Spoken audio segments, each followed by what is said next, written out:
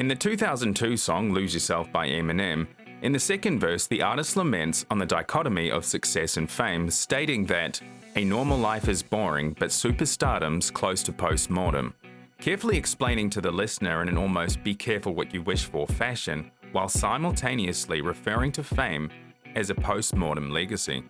Interestingly and fortunately for Eminem, fame and success were nearly his downfall when he was hospitalized in 2007 from a prescription medication OD, but was saved and managed to change and clean up his lifestyle. For some unfortunate celebrities, they would predict their untimely deaths in a very eerie way. From the Beatles singer who predicted his death on more than one occasion, to a basketball player who predicted his demise with accurate detail. These are 9 celebrities who predicted their own death.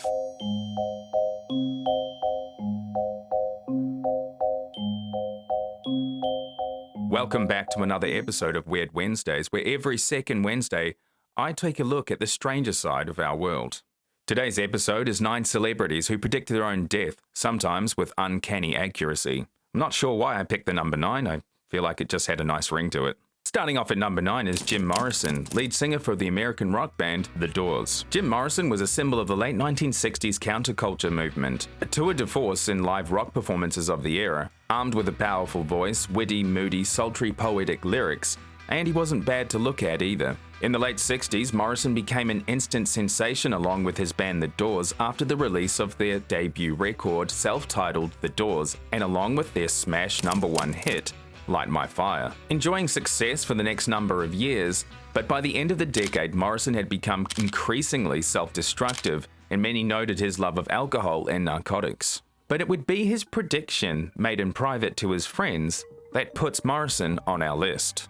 After 60s musicians Jimi Hendrix and Janis Joplin died at the young age of 27, in close succession they were put into the fictitious and morbid Club 27, which is a club designated for musicians and artists who died at the age of 27. According to VH1, in October of 1970, Morrison and a group of friends went to visit Barney's Beanery in Los Angeles. On that night, Jim Morrison apparently stated to his friends, quote, "You're drinking with number 3. That's right. Number 3. Within a year, Jim Morrison passed away in Paris from suspected heart attack caused by his rock and roll lifestyle. Morrison predicted correctly, and he was placed as the newest member of Club 27 when he died on the 3rd of July, 1971. Number 8 is American writer, humorist, and essayist Mark Twain. Mark Twain was an extremely popular writer during his life in the mid to late 1800s. He was known for works such as Tom Sawyer and its sequel, The Adventures of Huckleberry Finn. Twain was also credited with being the father of American literature and, quote, "the greatest humorist that the United States has ever produced." Born Samuel Langhorne Clemens in 1835 at Florida, Missouri, that was also the same year that Halley's Comet was seen. Another interesting point to bring up later. Later in life, he adopted the pen name Mark Twain, which was taken from his life as a steamboat pilot. The name was originally a call used in depth sounding for bodies of water.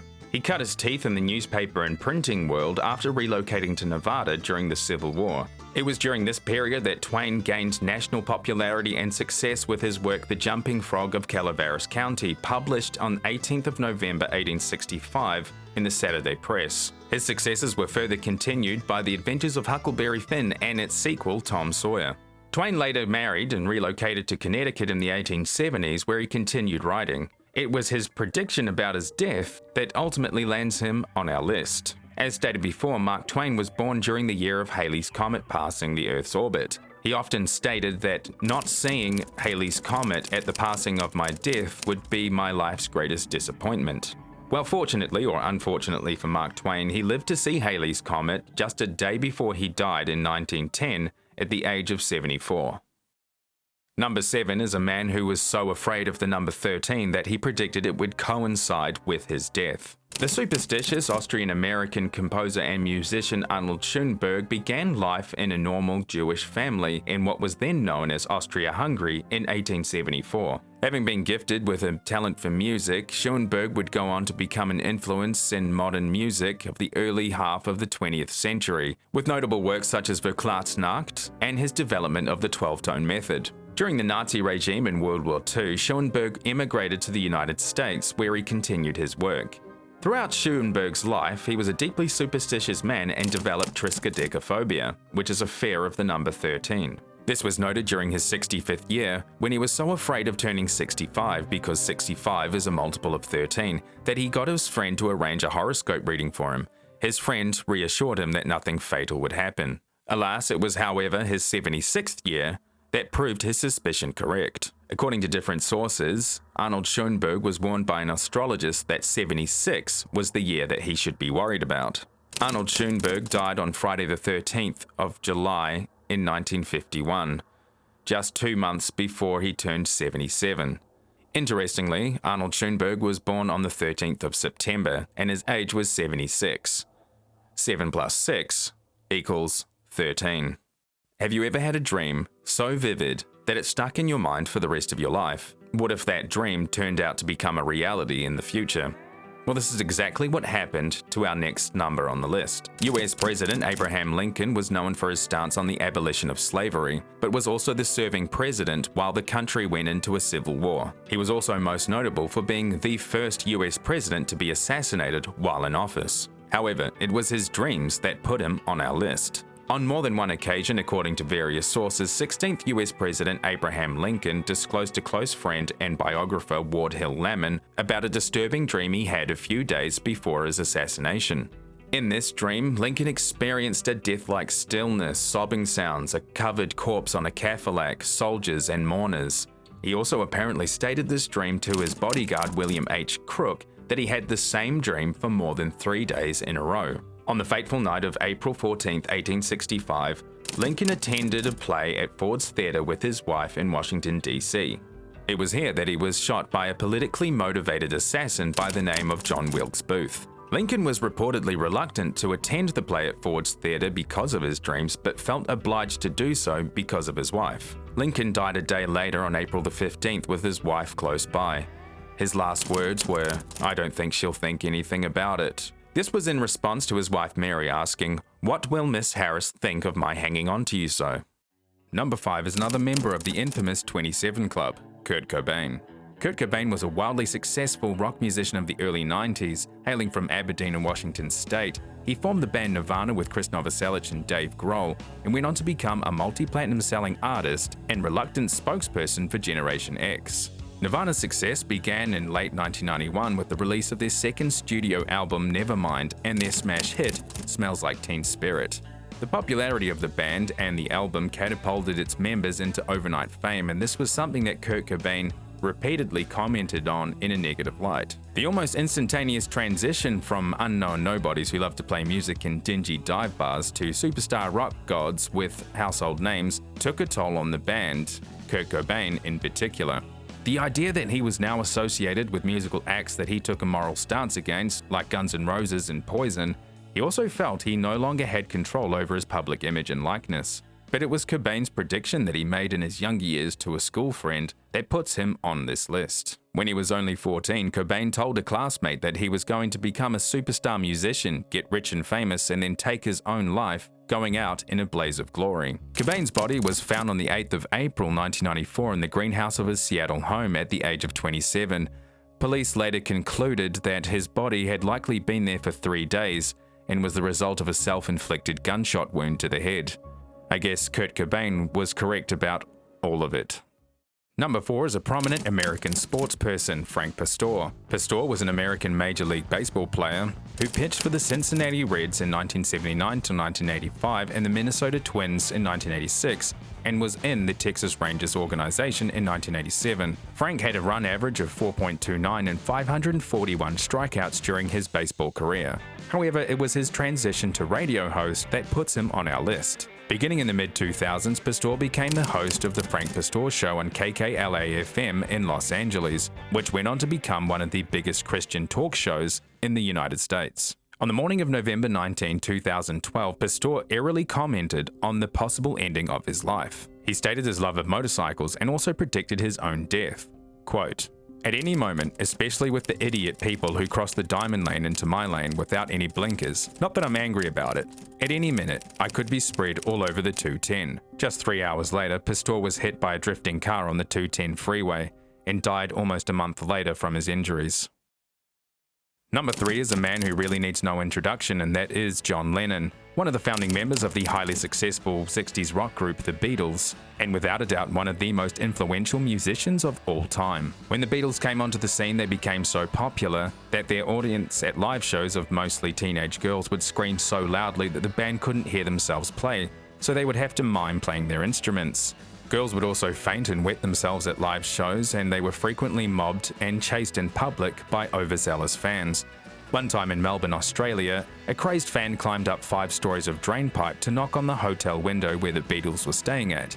According to legend, John Lennon invited the fan in and even offered them a drink. This crazy mass hysteria was coined in the media as Beatlemania. At the height of Beatlemania in 1965, Lennon and fellow bandmates sat down for an interview in which the reporter talked to them about the craziness surrounding Beatlemania and if they felt safe was. Later, the reporter also asked them on how they thought they would perish, to which John Lennon replied, "We'll probably be popped off by some loony." An offhand sarcastic joke, but 15 years later, John Lennon was gunned down in New York while entering his hotel building. The man responsible was known as Mark David Chapman, a crazed fan who was initially obsessed by John Lennon but became disenfranchised by his later works. Mark Chapman was also inspired by the novel The Catcher in the Rye and was later diagnosed with schizophrenia. Interestingly, Lennon might have also predicted his death at another time, during a song. His lyrics read, "Living on borrowed time, without a thought for tomorrow."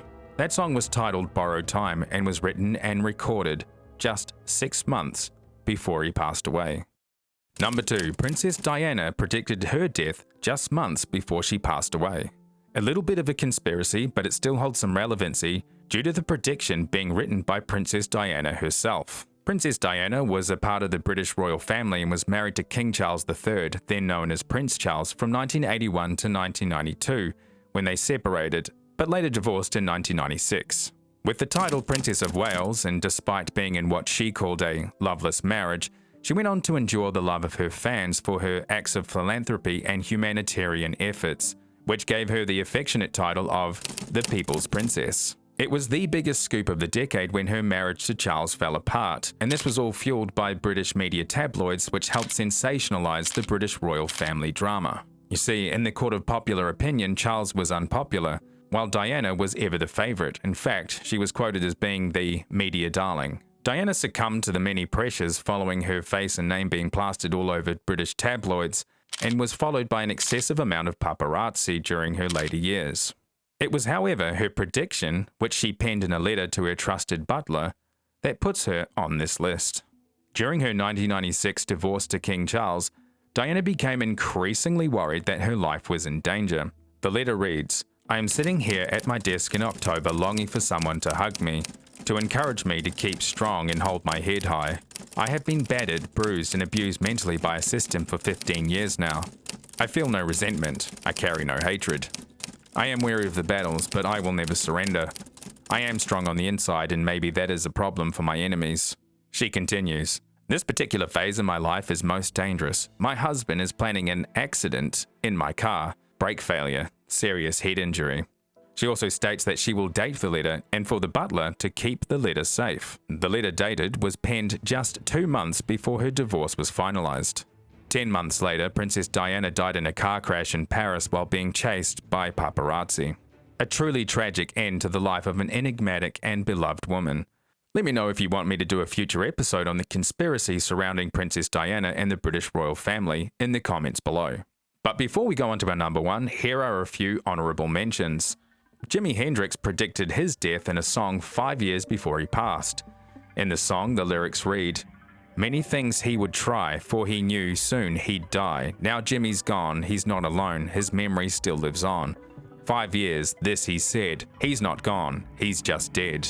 Australian zookeeper, conservationist and star of the Crocodile Hunter TV series Steve Irwin apparently disclosed to his wife and friends that he didn't want to film anymore because he was afraid his life was going to end. He was tragically killed in 2006 while filming a news spot for a TV show when he was stabbed in the heart by a stingray.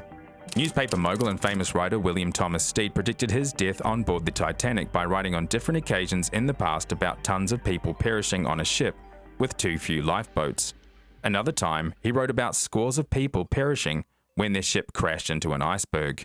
Number 1 is Pete Mavarich. Pete Mavarich was an American professional basketball player in the 1970s, with an astonishing record in the NBA, having scored 15,948 points and 2,747 rebounds during his career. He was also affectionately referred to by fans as Pistol Pete. In an interview when Mavarich was just 26, he said in an interview that he didn't want to play 10 years and then die of a heart attack at the age of 40. Astonishingly and eerily accurate, Pete Mavarich retired from the NBA after 10 years and then died of a heart attack at the age of 40. The cause was an undiagnosed heart defect. His last words were, "I feel great." And that is today's episode of Weird Wednesday. You can find more Weird Wednesdays coming soon every second Wednesday. Today's episode was the 9 celebrities who predicted their own death. If you have any more ideas for future Weird Wednesdays, please feel free to drop me a comment in the comment section below. Also, I'd like to shout out to all my new channel members who have decided to join Beyond the Shadows. If you would like to see more bonus content from Shadow Matter, then consider joining Beyond the Shadows, where you can see behind-the-scenes content and updates to popular videos. Also, you can now find Shadow Matter on Spotify, so if you prefer to listen rather than watch, then head over there to listen to my podcasts. And as always, if you like this video, don't forget to give it a thumbs up, subscribe if you want to see more content like this, and click that notifications bell to keep up to date with the latest videos, and together we can explore the strange, the terrifying, the unknown, the Shadow Matter.